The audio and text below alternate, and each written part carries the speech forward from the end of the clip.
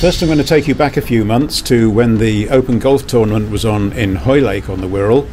The weather was pretty foul back then, and I spotted this decoration on the Morton Cross roundabout, which is a couple of stations down the line from Hoylake.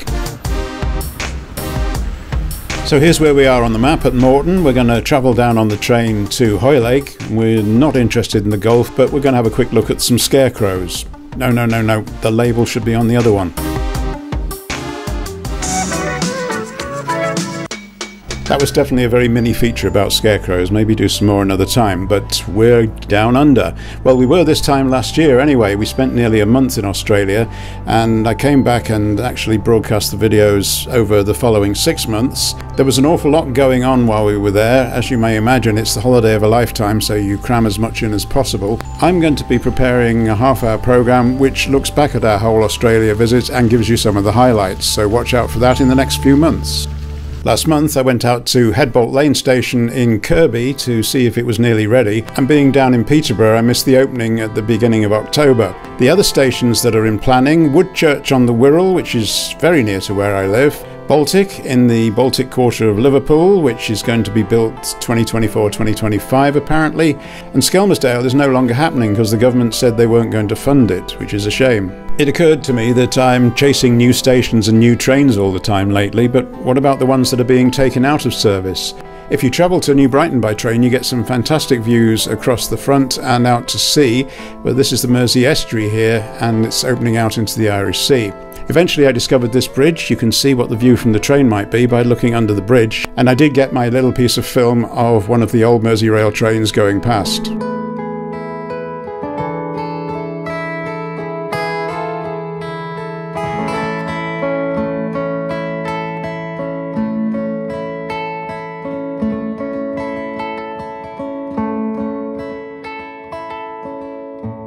While we're in the New Brighton area, let's wander along the promenade to Vale Park and see what the man who makes things out of driftwood has been up to. Every time I go here there is something new. Quick look round.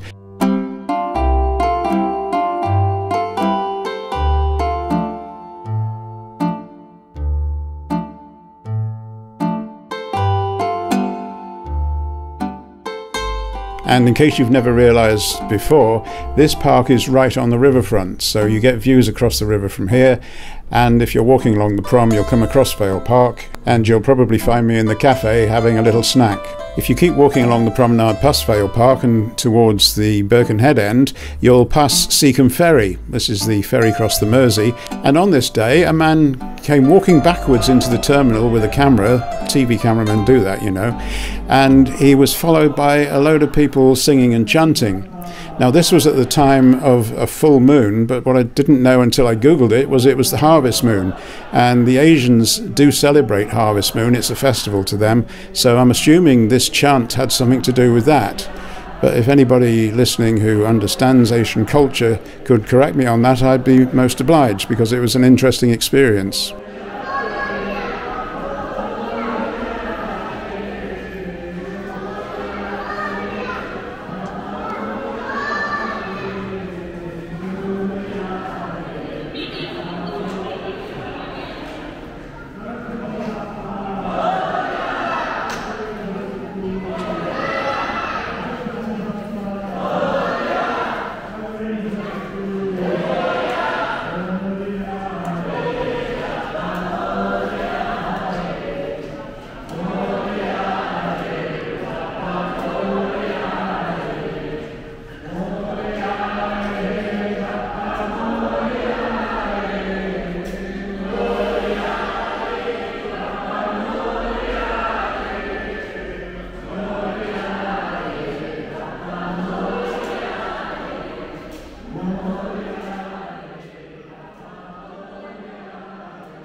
And finally, if you were watching last month, you may recall that I took a bus trip out to IKEA at Warrington to pick up a few little things.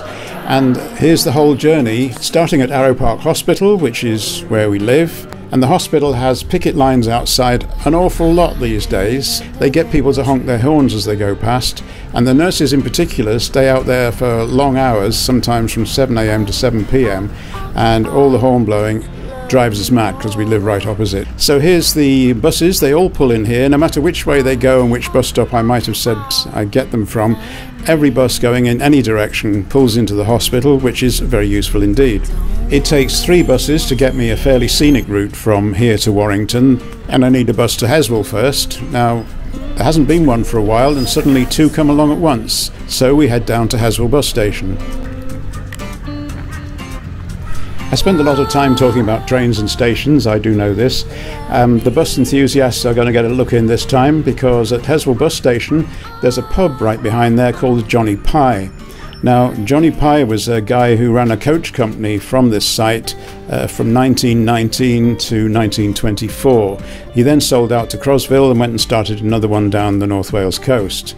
So the Johnny Pie pub was built on the original plot where the garage was for the buses, and it's just a bus station in front these days. The next leg of my journey is down to Chester, and I said the scenic route because it goes down along the front at Park Gate, which is a beautiful area looking across at the North Wales hills.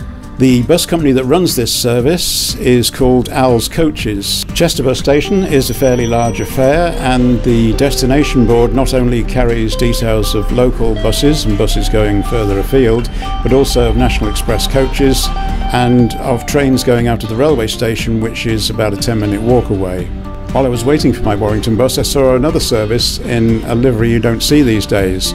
We've seen a stagecoach bus liveried up like a Crosville, but this is North Western, and unfortunately I didn't have a chance to go and look at it more closely, because just at this point my bus arrived and turned around almost immediately to go back to Warrington.